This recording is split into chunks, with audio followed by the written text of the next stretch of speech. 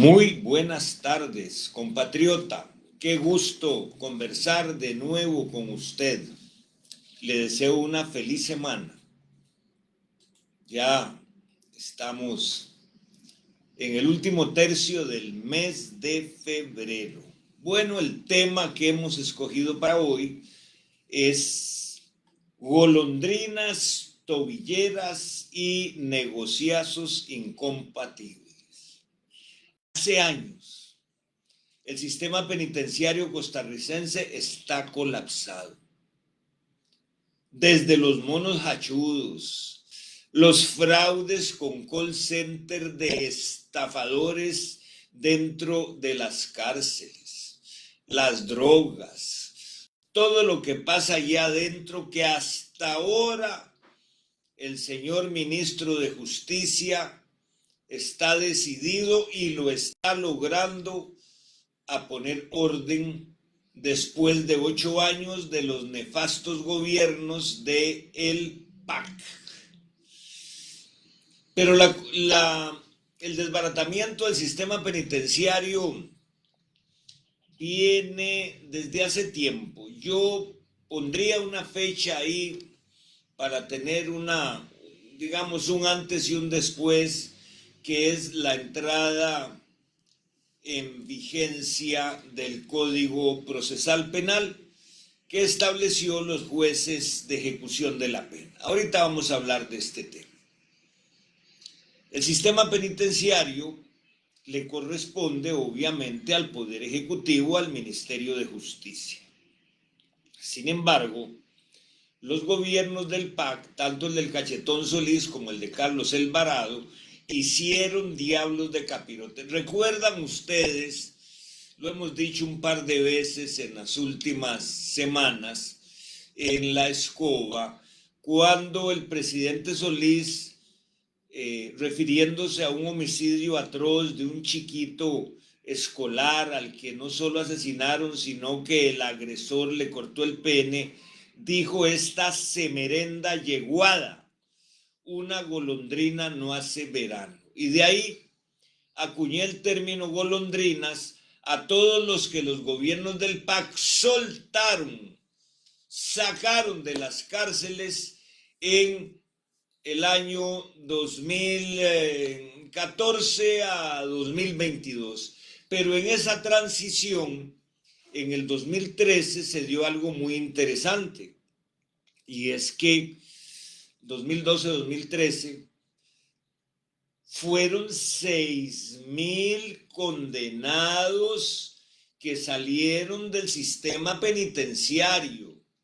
Precisamente una oficina misteriosa, donde hay alguien más misterioso ahora, que se llama la OPO, Oficina de Planes y Operaciones, que es como la dirección a la sombra del organismo de investigación judicial, había realizado un informe secreto por mucho tiempo sobre el impacto de las golondrinas en el aumento de la criminalidad en el intermedio de los gobiernos de Solís y Alvarado. Ese informe lo ocultó Michael Soto por más de un año. Y por ese favor que le hizo al PAC, Carlos Alvarado y el PAC lo nombraron de ministro de Seguridad. Ahora él retornó, porque esos son como los porfiados, pueden quedar patas arriba y vuelven a caer parados, y sigue siendo el hombre que controla el OIJ. Es más, véalo, en las reuniones importantes no va el director interino del OIJ, va siempre Michael Soto. Pero bueno, ese favor político se pagó con un nombramiento de ministro de Seguridad. ¿Qué fue lo que pasó en ese momento?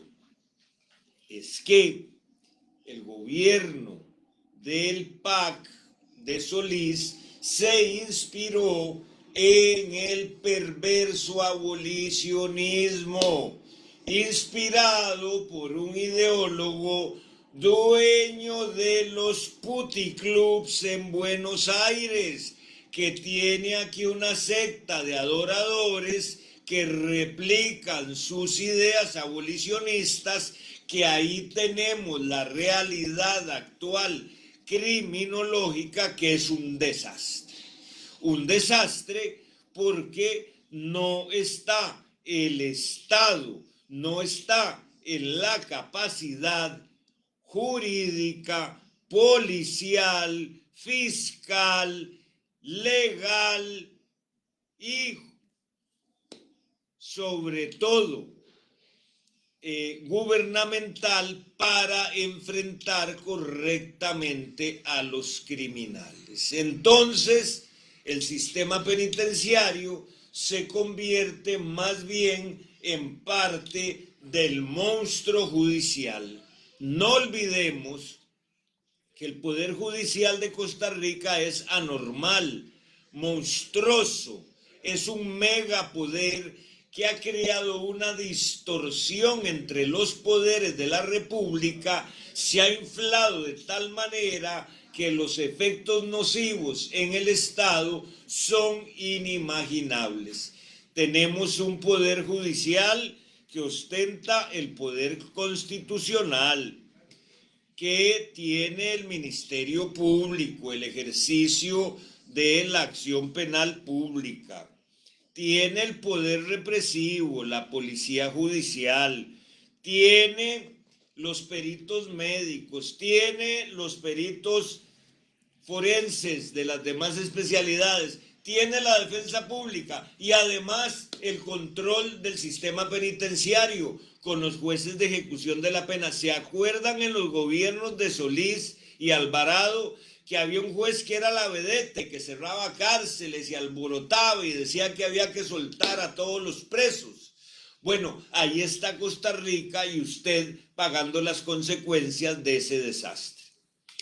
Todo esto es para no perder de vista la realidad criminológica y la realidad judicial y policial que nos tiene con estos altos índices de criminalidad, marcado especialmente por la pandemia homicida que ha llegado a la cifra más alta en la historia de Costa Rica. Pero todo esto tiene un detalle que realmente es escalofriante, y es ver a una empresa de servicios públicos, óigase bien, de servicios públicos, jugando chueco con el Ministerio de Justicia. O sea, ¿cómo se le ocurre a esta empresa de servicios públicos decirle al ministro de Justicia que en el tema de las tobilleras tienen que firmar una cláusula de confidencialidad, como si se tratara de dos empresas privadas o de dos garroteras o de sinvergüenzas de cualquier clase? ¿Qué le pasa a esa empresa de servicios públicos? Algo muy simpático, que estaba haciendo un mega negocio. En el 2017, cada tobillera le costaba al Ministerio de Justicia $17 al día. Dicen las cifras que yo conozco que hay 2,000 sujetos con tobillera.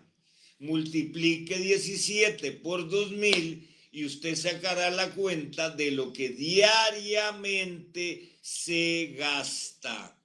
$3,400 al día.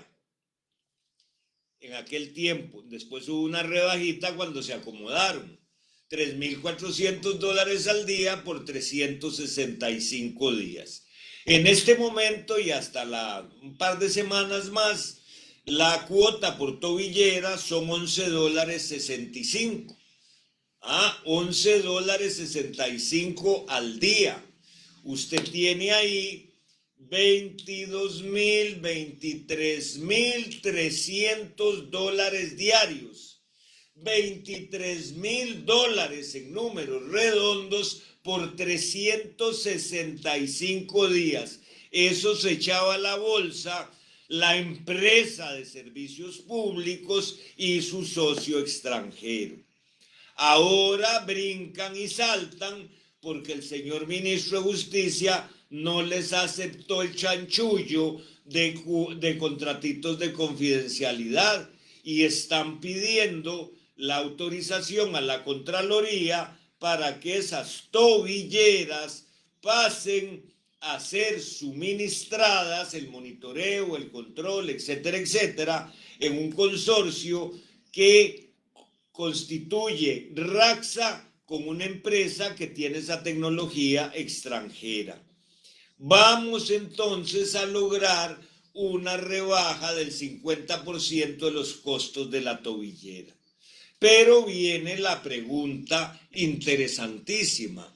¿Y será que la gente que tiene tobillera está respondiendo? ¿Qué pasa con esos que despedazan la tobillera? ¿O que la echan a perder? ¿O que hacen lo que les da la gana? Aquí lo que debemos hacer es un llamado al gobierno para que siga adelante poniendo orden y quitando estos negocios asquerosos, y también para que busque las reformas legislativas correspondientes para que el sistema penitenciario cumpla con el deber que espera la sociedad civil. Cuando yo veo este negocio de las tobilleras, viene a mi memoria lo que una gran empresa de computadoras hizo cuando yo ocupé el cargo de ministro de Justicia en el 96. Detecté un negocio asqueroso que tenía esa empresa con la dirección del registro y con el registro nacional. Le cobraba por las interfaces, por los cablecitos, por los enchufes, $1, $2. Era una monstruosidad de dinero lo que le pagaba el registro nacional a esta empresa informática. Cuando yo denuncié lo que acaecía, fue muy interesante. Me acuerdo de aquel señor que llegaba con aquel reloj de oro que se le chorreaba por la muñeca izquierda. Por supuesto que lo paramos, pero ya el daño estaba hecho. Era tal la angurria de esa empresa de computadoras que hasta se había encargado de hacer una bóveda de seguridad que no había terminado. Hay negocios muy grandes en todos los estamentos del Estado costarricense, pero en justicia, qué dicha que tenemos el gobierno actual con un ministro de Justicia que sabe cómo hacer las cosas, parar los chorizos y poner orden. Buenas tardes, compatriotas.